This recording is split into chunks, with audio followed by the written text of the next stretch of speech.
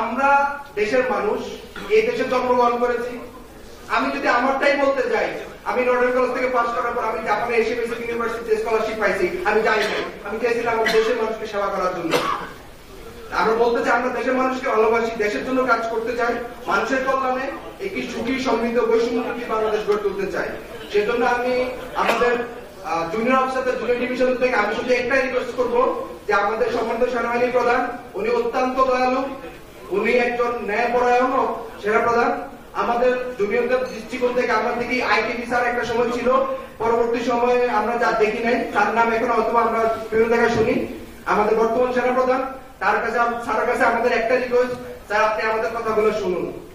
আমাদের যে অপরাধে আমাদেরকে কিছু অফিসার তার ব্যক্তিগত এজেন্ডা বাস্তবায়ন করতে গিয়ে আমাদের প্রতি যে বৈষম্য, যে অবিচার করেছে সেই কথাগুলো আপনি শুনুন। আমাদের ভিতরে আমাদেরকে দিয়ে আপনি সুন্দর একটি সেনাবাহিনী তৈরি করতে পারবেন, একটি বিমান বাহিনী, একটি নৌবাহিনী তৈরি করতে পারবেন। আমরা জানি আপনি আমাদের সাথে বসবেন এবং ইনশাল্লাহ এই সপ্তাহের মধ্যে আপনি আমাদের সাথে বসবেন, আমাদের কথাগুলো শুনবেন এবং আমাদের প্রতি ন্যায় বিচার করবেন। এবং একই সাথে আমরা আমাদের মাননীয় প্রধান উপদেষ্টার নিকট বলতে চাই, আপনি বাংলাদেশের প্রত্যেকটা জায়গায় সংস্কার করতে চান, আপনি রিসেট বাটন পুশ দিয়ে সবকিছু শেষ করে দিতে চান, তাহলে আমরা বলবো সামরিক বাহিনীও আপনার আন্ডারে। সেই সামরিক বাহিনীর সংস্কার সবার আগে প্রয়োজন। যে দেশে সার্বভৌমত্ব রক্ষা করার জন্য সামরিক বাহিনী তৈরি হয়, সেটা সংস্কার না করলে আপনি সার্বভৌমত্ব টিকে রাখতে পারবেন না।